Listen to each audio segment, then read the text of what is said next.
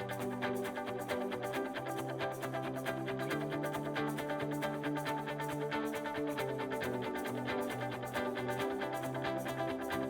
am your host, AShira Nelson, and this is Forum 360, where we have a global outlook from a local view.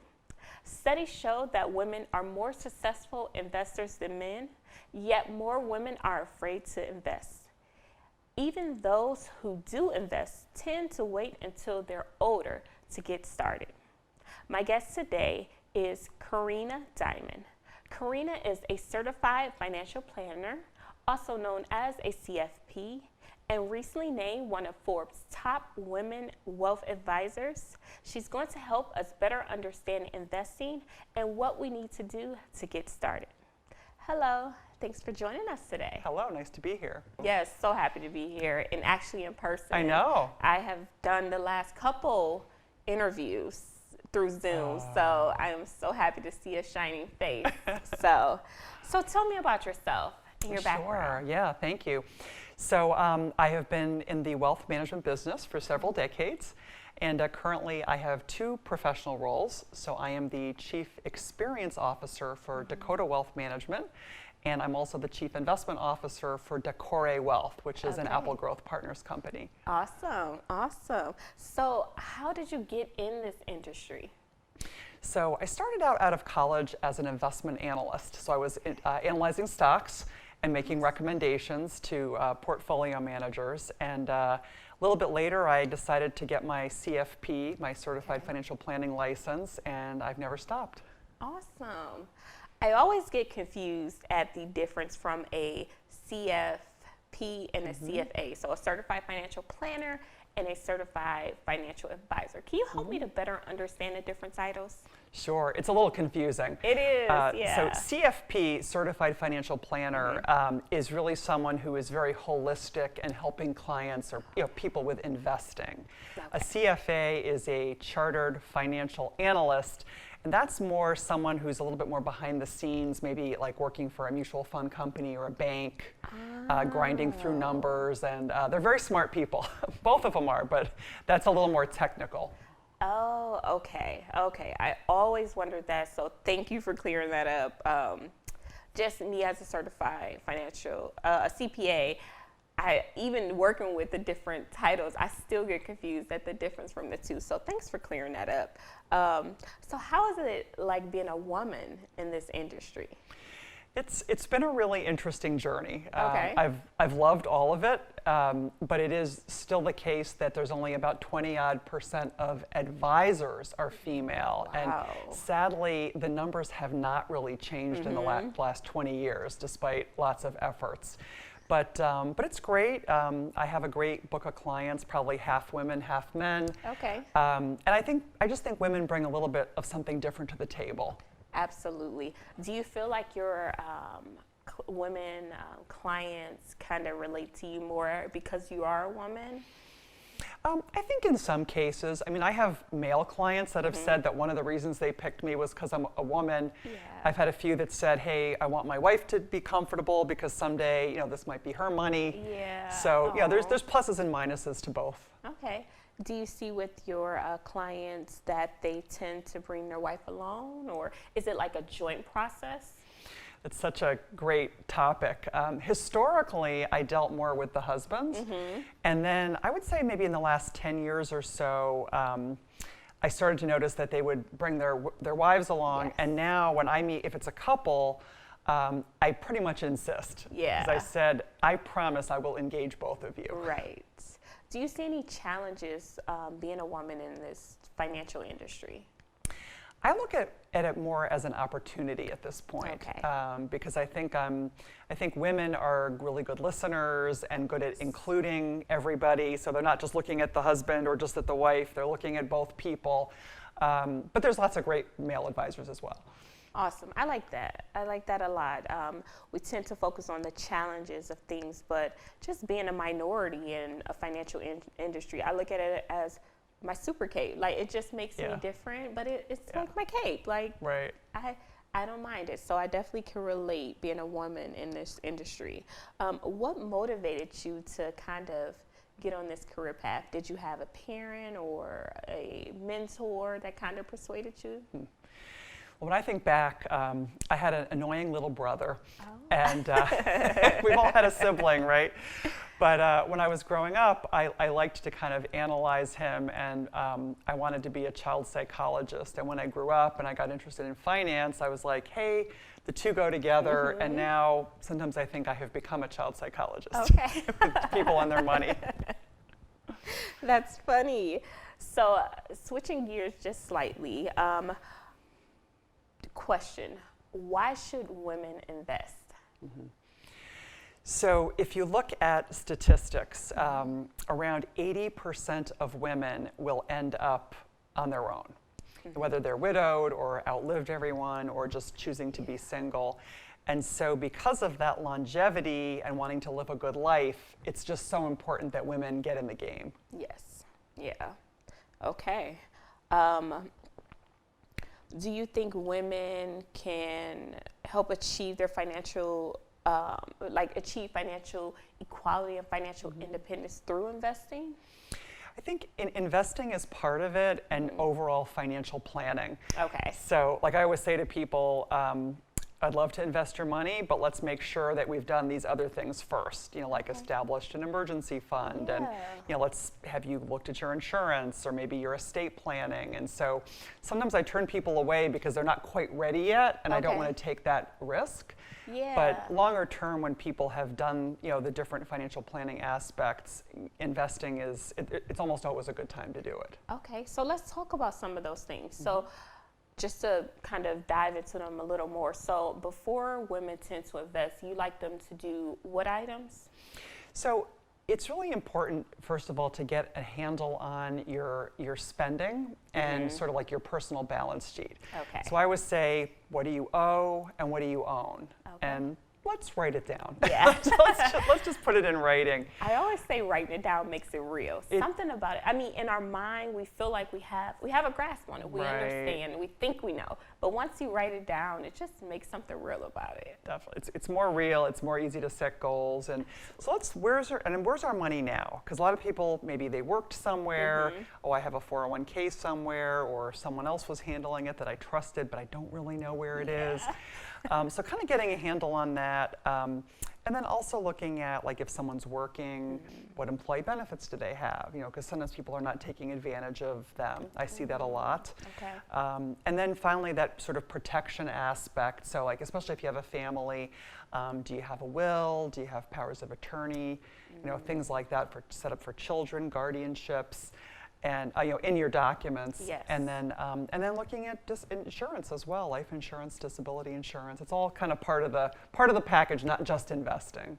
Awesome. And I'm kind of glad you spoke on that, because as a new mom to baby number 2, I'm just like ticking off in my head to make sure I have some of those things. So really great that you kind of talk about what we need to do as women before, because sometimes people like to go from step 1 and just jump to step 8. But it's like, what are those steps that I should properly be taking? So, right. Well, with the stock market so hot, people, like, everyone wants to get in and, should I buy this stock or that stock? And it's like, well, let's look at the whole picture. Absolutely. Yeah. Okay, do you feel like saving alone is enough? So, I mean, saving, say, in a bank account is important. I mean, you definitely want to have your slush fund or your liquidity, but I think it goes kind of hand in hand with also saving more for the future and investing. Okay. I was reading on women and investing, and the term inflation came up. Can you talk to me a little bit more about inflation? Because I know a lot of people say, oh, I'll just save money in a shoebox. Or a mattress, right? Yeah. We hear that. Yeah, so inflation is there's a couple like enemies of saving and investing. And inflation is something where prices of things go up. Yes. So if you think about a loaf of bread, or what it costs to go to college or buy a house, everything is going up. Yes. And so if you do use that shoebox or the mattress, you are actually, instead of reducing risk, you're actually taking on a very real risk, and that is that your money is going to decrease in value because of inflation. Okay. Ooh, we don't want that. We don't want that. So how do we combat inflation?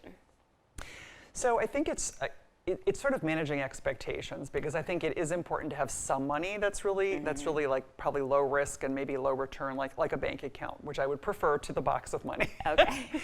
But then getting into something like maybe a 401k plan at work, or setting up an IRA or another investment account, that's where you're going to get more of your growth. Okay. Okay. So a common misconception is that you have to be rich in order to start investing, or you got to be an expert. Can you touch on that? Yeah, most people don't start out rich. So most people start out, kind of making good choices, and not, like, I would say avoiding big mistakes is just as important as it is to make the right decisions. So I think it's, for any of your viewers, I think really anybody can get on the right path. It's not just for people who are already rich. You can start making decisions, you can start investing, you can start saving, and again, avoiding big mistakes like getting into debt over your head. Okay. So what do we really need to get started? So I think, again, I would write down what you owe and what you own. Okay. I would also look at your personal balance sheet, which is what that is. So do you need to maybe think about getting out of debt, or putting the credit cards, giving the credit cards a rest for a while? Look at your employer. So if you have a retirement plan at work, that might be the first place that you go. There might be a match, there might not be, but it still might be a good way to save money. And then you have to look at your personal circumstances. So, I mean, again, if you need to do insurance planning or estate planning, kind of, to me, those really are side by side with the investment decision. And within your current roles, do you handle these type of things with helping people kind of navigate through the 401k or life insurance, things like that? Yeah, so in my practice, we're what's called a fiduciary, which means that we have a legal obligation to put our clients' interests first. And in my case, we advise on all those things, but we don't sell any products. So a fiduciary might say, hey, AshiRa, you and your husband should have X insurance, but we're not selling it. So you know that there's no conflict of interest. Yes, that makes your role very unique. Yeah. I feel like I can trust it more because you're not selling me anything at the end of the day. Very cool, very cool. The term fiduciary, is that for most financial planners? So it's a mix. I mean, there's all sorts of business models, and there's some wonderful people that sell insurance or sell other products. The way we run our practice, we chose to really just focus on fee-based advice and planning. Just for us, it just keeps it a little bit cleaner. Yes. So not all advisors are fiduciaries, and the ones that aren't doesn't mean that they're not great. It's just a different business model. Okay. Thanks for clearing that up. Hello guys, this is AShira Nelson, and we're on Forum 360, where we have a global outlook from a local view. My guest today is Carina Diamond. Carina, just to kind of take a half point there and jump back into talking about investing and why women should get started. So I know with the internet, there's so many tools and different resources out there. What kind of tools and resources would you recommend? So I think the one I like the best is from the CFP board, and it's a free website called letsmakeaplan.org. So letsmakeaplan.org has all sorts of calculators, resources, articles, blogs, and it also has resources if you do want to look for a certified financial planner. Oh, really cool. So, and that's, what's that again? Letsmakeaplan.org. Letsmakeaplan.org. Okay. Make sure you guys write that down. And when we go there, can we put more, put our background in or information about ourselves? How do we kind of navigate through the website? So there's, if you have a subject, like you say, how much should I put away for my kid's college? There's calculators and there's articles. And then if you're in a certain zip code and you say, hey, I want to find an advisor, you can put in your zip code and it'll come up with, say 10 names or so, and you can kind of look at those people's backgrounds and decide if you want to engage them or not. Okay, so we hear a lot about gaps. We hear about the wage gap and the resume gap, and one I feel like that's not discussed is the investment gap. Do you feel like there is an investment gap happening? Yeah, there definitely is. I mean, and it starts with women still earning only 80 cents to a dollar that men earn. And then around 40% of women end up taking time off to care for children or parents. That's a really big thing that people don't realize. And that kind of sets women back. And then the other thing is that women, I think it must just be the way we're wired, but we tend to invest a little bit less aggressively. Not always a bad thing, but if you look at a typical investment portfolio for a woman, she often may have too much in cash and not enough actually invested. I can definitely relate to that. I had to get out this mindset of kind of being too cash heavy where, I don't know, I felt like I needed to save it. It was like my baby. But thank God for this interview and the notion of being in a financial industry. I can move away from that and kind of feel more safe and secure. So in my opening interview, I talked about how women tend to wait until they're older to start investing. How can the older generation of women kind of change that and become a more confident investor? I think I think part of it is your advisor and being confident and finding an advisor that's going to listen to you and speak in your language. Yes. Because I think if you're working with someone and you don't understand them, it's really on them and not you. And so I think that's part of it. I mean, I do talk to a lot of women who just say that they're just not interested. And I understand that. I've had a lot of women say that to me. They're not interested. Wow. And studies have been showing that the younger women are even less interested, which is, so I'm glad we're having this, Absolutely. getting this out there. Yes. Definitely, because it's just, you can't, it's a mistake to completely delegate financial decision making to someone else, that you have to stay involved just for a lot of different reasons. Do you feel like investing is like one size fit all? Yeah, definitely not one size fits all. Everyone's different. Some people might have more risk tolerance. I mean, I have some women that have a high risk tolerance. Some people might prefer individual stocks. Some people might prefer mutual funds. Some people want to check in every day, and some people want to look at it once a year. So it's definitely needs to be customized. So how do an individual know exactly what investment strategy is right for them? It's hard to know as a layperson, but there's typically lots of resources out there. So like if you work for a company and you have a 401k, there should be an advisor. There's also online resources. And then there's, of course, reading on your own and whatnot, but you're not alone. There's lots of good places to go and lots of good things to read about it. So I personally invest in my company's 401k. Is that enough? Should I be doing more? So investing in your company's 401k is probably, hands down, like the first thing that everyone should do. It's a smart thing to do. There's often a match, tax benefits. It's a great thing, but it's not enough. Okay. A typical person who will invest in a 401k will do it pre-tax, saving taxes, which is good. But the challenge is that when you retire, a third of that goes to the government. So I usually recommend also having a separate after-tax investment account where, it's also there for you if you need it, but hopefully you can save it for the long term. And then that way you have sort of after-tax and pre-tax, and you can grow more money, and you can also manage your taxes. Okay, I'm glad you brought that up. What are some examples of after-tax investment funds? So there's two main things. One would be anything that has the word Roth in front of it. So there is Roth in 401ks, there's Roth IRAs, and that just means after-tax investing where you don't get a tax benefit today, but it grows tax deferred and eventually tax-free if you hold it long enough. And then the other is, it's kind of old-fashioned and people don't always realize they can do it, but just set up an investment account in your name or a joint name or a trust and just start saving also every paycheck or every month or when you get a little bit extra. And you'll be amazed at how fast it grows. And then you have that second bucket that's actually more liquid than the 401k. Nice. I like that. What is a good strategy for millennial women?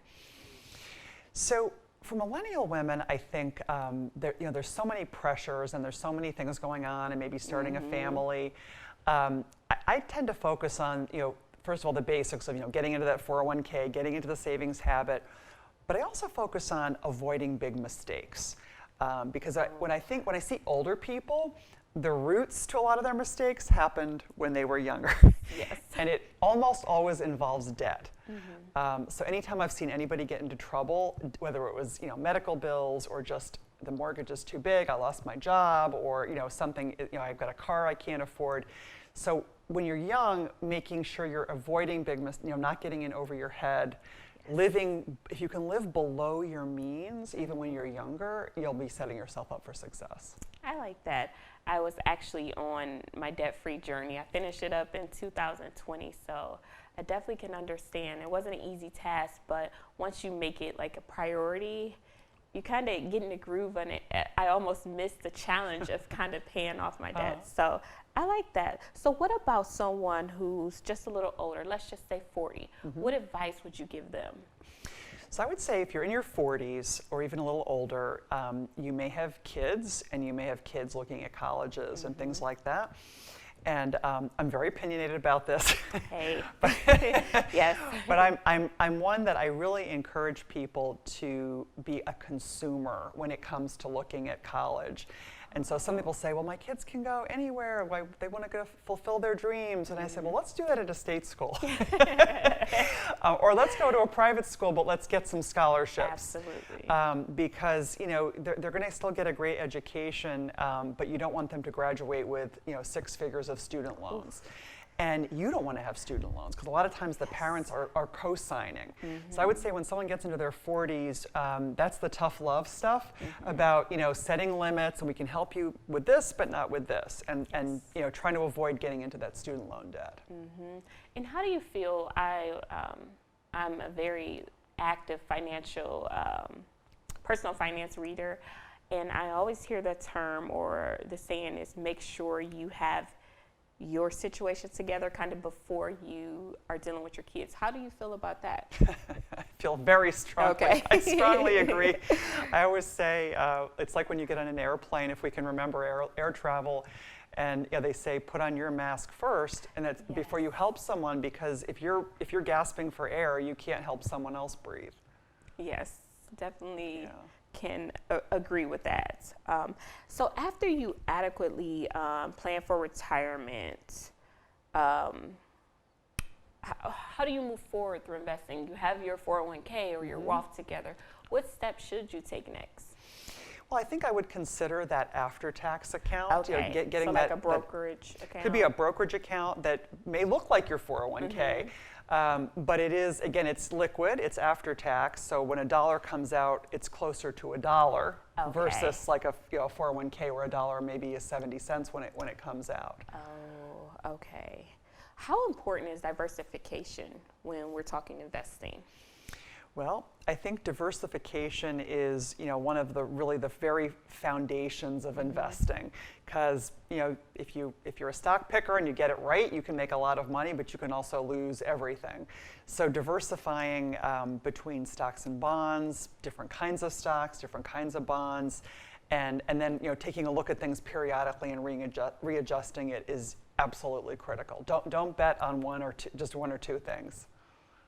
What are ways women can be more educated investors? So there's a lot of different things. Some women I know have investing clubs, which can be a lot of fun. And there are some women investing clubs that have done really, really well. Wow. There's books written about it. But I think also just, like maybe find a blog or a podcast. The Wall Street Journal has one that they're not adding to it, but there's a great library called Secrets of Wealthy Women. And it's like interviewing CEOs and politicians, but that are all women. And I found it fascinating. Oh, okay. It's great. Yeah, You would I like have to it. definitely check that you would out. like it. I'm excited just because I didn't know that existed. I definitely love podcasts and my financial planning books. So I love things like that, but I've never heard of from Wall Street Journal. What is your favorite investing book? I think my favorite one is an oldie but a goodie. It's called The Millionaire Next Door. Oh, yes. And it was actually written by one of my college professors. Yeah. So wait, what college did you attend? I went to Albany State. Okay. State University of New York. And I was actually a sociology major, and but then I got an MBA, and one of my professors wrote that book.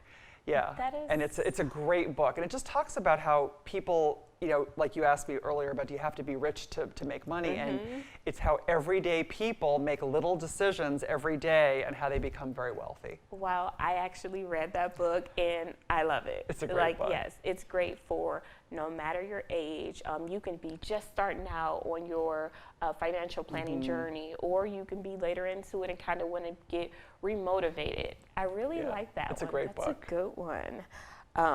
So where can our reader or our viewers learn more about you and your services? Sure. So you can check out our website, so Dakore Wealth, so DAKORE wealth.com, and that's probably the best way. Okay, awesome. This is my final question that I like to ask all of my guests. What would you like to be remembered for? Well, there is a great saying that says, "A candle loses nothing by lighting another candle." And I've always thought that I would like to be known for someone who has lit the way for other women. I like that. So I like thank that. you. Well, thank you for being a guest. My pleasure. I am your host, AShira Nelson, and this is Forum 360, where we have a global outlook from a local view. I'll see you guys again next week. Forum 360 is brought to you by John S. and James L. Knight Foundation, the Akron Community Foundation, Hudson Community Television, the Rubber City Radio Group, Shaw Jewish Community Center of Akron, Blue Green, Electric Impulse Communications, and Forum 360 supporters.